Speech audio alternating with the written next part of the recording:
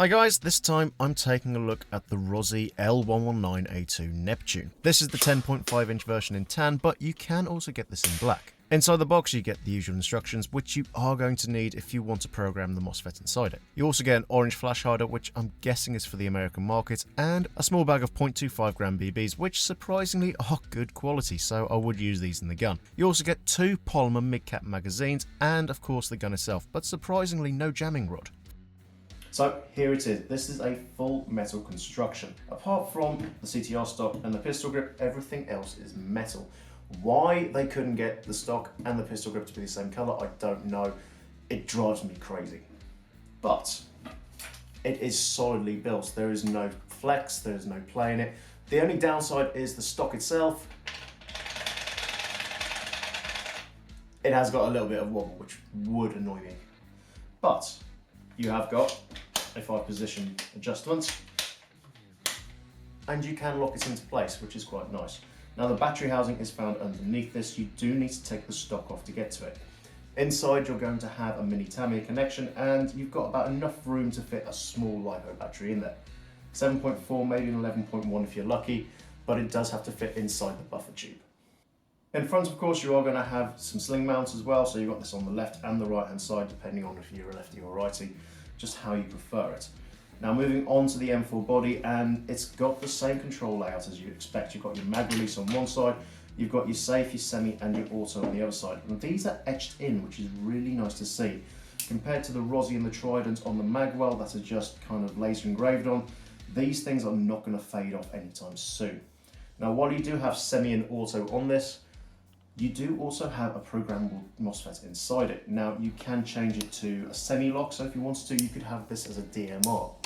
You can also do anything from a 2-round to a 5-round burst, and you also have a binary setting as well that you can access. It's all done off the trigger and the fire selector, so you don't need a programming card. Pulling back the charging handle is of course going to open the ejection port to reveal your rotary style hop unit, but on this one, you have to really slam it forward for it to actually open again. Now you do have to hold this back to adjust, but you do get that nice yellow rotary hop unit inside it. Inside the hop unit itself is also going to be a 60-degree maple leaf super macaron with an omega nut paired with it. And attached to that is also going to be a 6.02 295mm inner barrel. Now with the mags that come with the gun, you do have quite a bit of wobble in them. Not so much front to back, but side to side, they really have got a lot of play in them.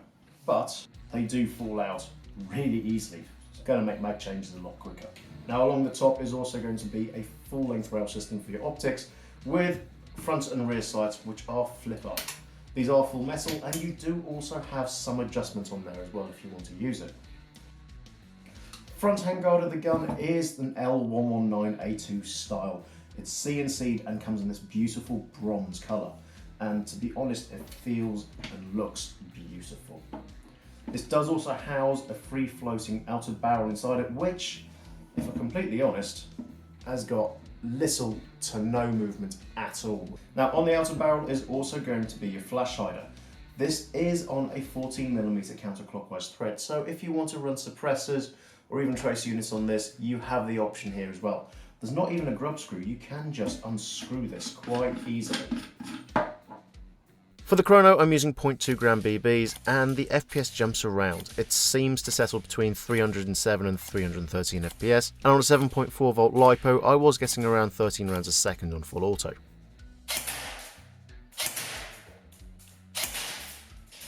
Surprisingly, with all the upgraded internals it comes with, I was actually a little disappointed. The accuracy wasn't the best, but when you're out in the field, you are going to hit a man-sized target every single time without problems. For an M4 platform, it is solidly built, and they are good quality parts inside it as well. The only downside is, of course, that stock and that mag wobble that can easily be sorted out, and the programming of the MOSFET can be a little confusing if you get distracted. But if you want something a little different with the same programming features already installed, then you should check this video out next.